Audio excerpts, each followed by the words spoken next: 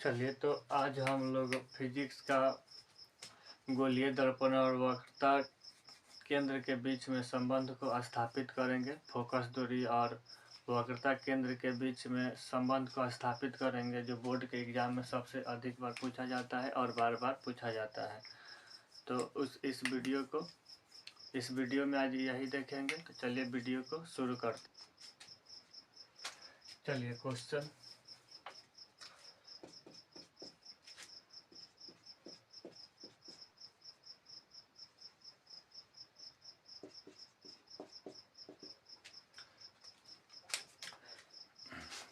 यहाँ पर क्वेश्चन दिया गया है कि गोलीय दर्पण के फोकस दूरी और वक्रता केंद्र के बीच संबंध को स्थापित करें। यहाँ पर इस क्वेश्चन को ऐसे भी पूछा जा सकता है, जैसे कह देगा कि अवतल दर्पण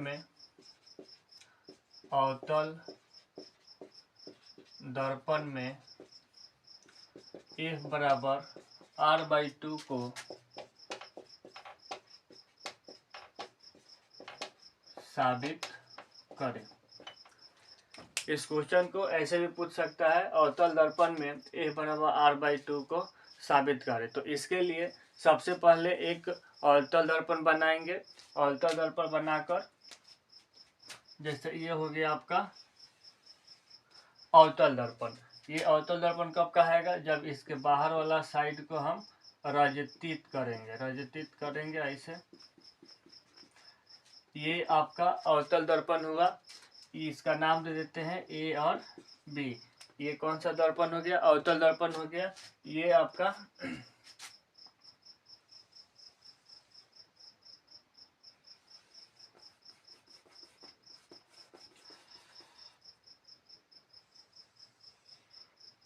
हो गया। ये हो गया आपका P, ये हो गया आपका F, ये हो गया C, ये हो गया आपका X। अब यहाँ से XP आपका प्रधान अक्ष हो गया। पहले फोटो बना लेते हैं, उसके बाद समझा देते हैं।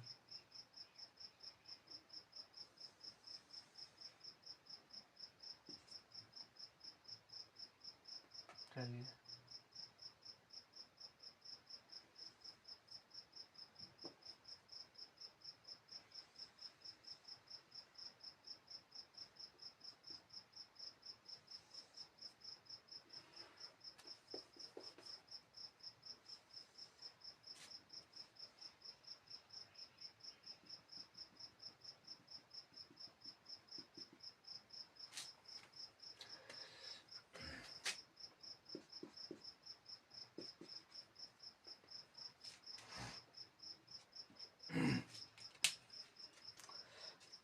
देखिए यहाँ पर AB आपका अवतल दर्पण हो गया, जिसमें P दर्पण का ध्रुव है, F मुख्य फोकस है, C वक्रता केंद्र है और XP प्रधान अक्ष है।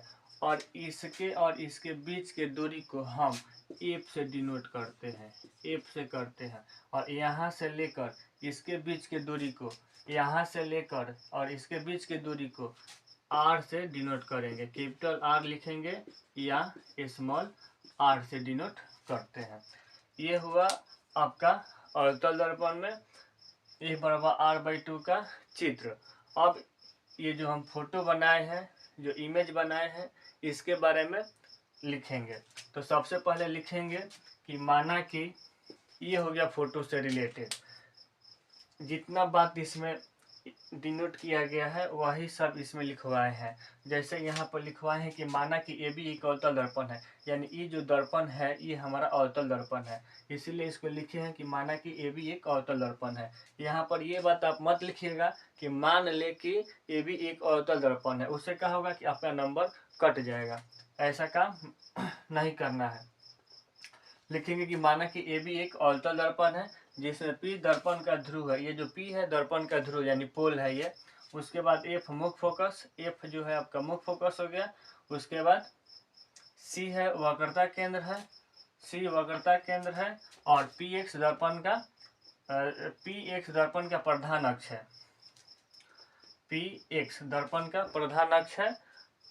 प्रधान अक्ष के समानांतर एक किरण एन दर्पण के एम बिंदु पर आपतित होती है। देखिए ये जो है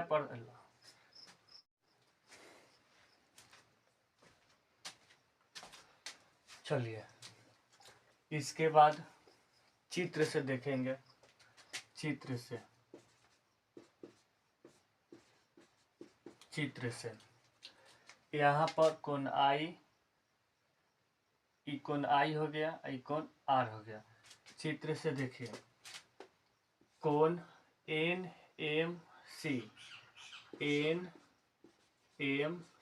किसके बराबर होगा?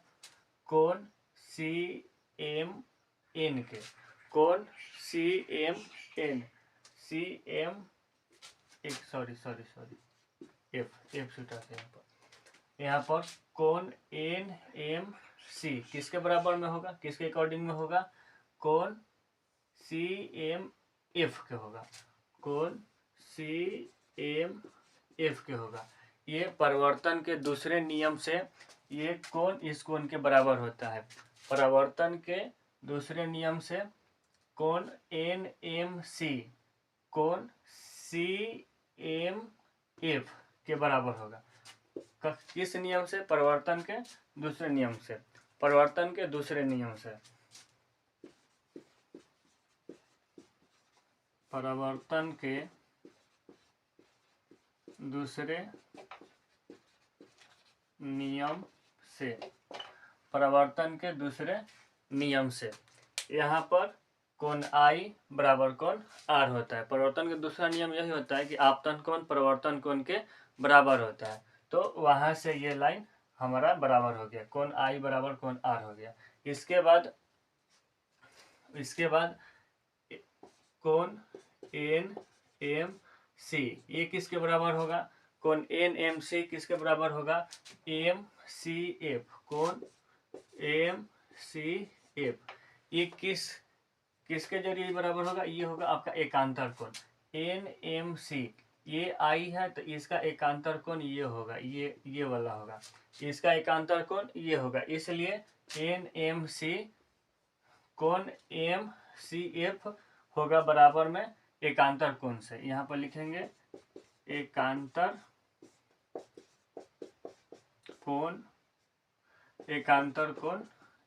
कोण से। अब यहाँ पर एकांतर कोण से हो गया। इसके बाद हो जाएगा कोण सी एम एफ बराबर होगा आपका कोण एम सी एफ के। कोण सी एम एफ बराबर होगा कोण एम सी एफ के। यहाँ पर होगा एम एफ और सी एफ। एम एफ और सी एफ बराबर होगा एम एफ बराबर होगा सी एफ। ये क्यों बराबर होगा? क्योंकि सी एम एफ किसके बराबर होगा? एम सी एफ के। सी एम एफ किसके बराबर में होगा? एम सी एफ के बराबर होगा। दोनों में ये जो भुजा है बराबर है, एक सेम है, तो ये किसके जरिए होगा? ये जो होगा त्रिभुज सी एम एफ। त्रिभुज सी एम एफ ये कौन सा त्रिभुज है? समद्विबाहु त्रिभुज है। कौन सा त्रिभुज है?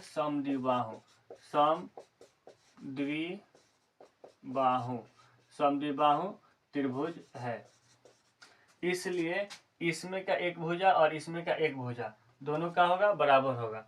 समद्विबाहु त्रिभुज का होता है कि जिसके दो भुजा आपस में बराबर हो उसे समद्विबाहु त्रिभुज कहते हैं। तो ये लाइन समद्विबाहु त्रिभुज का है, यानी एम एफ बराबर हो जाएगा सी एफ का, यानी एम एफ हो जाएगा आपका सी एफ के बराबर होगा। ठीक है, तो यहाँ तक समझ में आया। इसके बाद एम एफ बराबर सी एफ। इसके बाद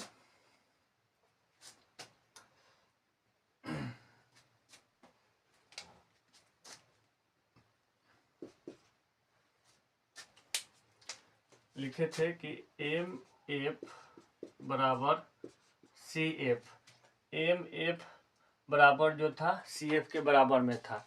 ठीक है, ये कौन सा त्रिभुज का था? त्रिभुज सी एम एफ कौन सा त्रिभुज था? समद्विबाहु त्रिभुज था। इसलिए अब अगर अगर ये दर्पण छोटा होगा तब क्या होगा, अगर दर्पण छोटा हो तब, अगर दर्पण छोटा हो तब, अगर दर्पण छोटा हो तब, यानी दर्पण जब छोटा हो तब। तो यहाँ पर हो जाएगा पी एफ बराबर पी एफ बराबर हो जाएगा आपका सी एफ, यानी पी एफ किसके बराबर होगा, सी एफ। यानी मान लीजिए कि ये हो गया एक्स पी आपका, और यहाँ इसको दो भाग में बांट दिया गया। ये हो गया आपका, ये हो गया आपका एफ, ये हो गया सी। तो अब देखिए इसका डिस्टेंस और इसका डिस्टेंस यानी बराबर है, पी एफ बराबर सी एफ, यानी इसका लंबाई सेम है, इसलिए यहाँ पर लिखे हैं कि पी एफ का जो लंबाई है सी एफ के बराबर है। फिर लिखेंगे यहाँ पर कि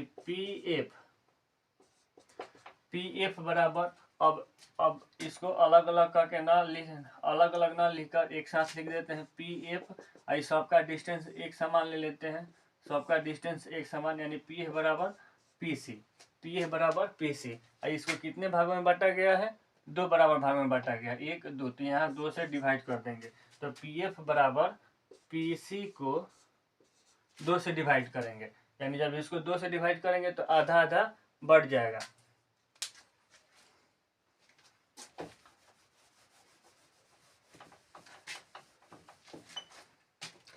अब यहाँ पर देखिए पी एफ का मान कितना है, पी एफ का मान दे दिया है आपका, पी एफ का मान दिया है एफ, अब पी सी का मान दिया है आर, और दो से डिवाइड कर दिए हैं। यही हमको प्रूफ करना था कि एफ बराबर आर बाई टू, यही है, या इसको ऐसे भी लिख सकते हैं, या आर बराबर 2f, या आर बराबर 2f हो गया प्रूफ।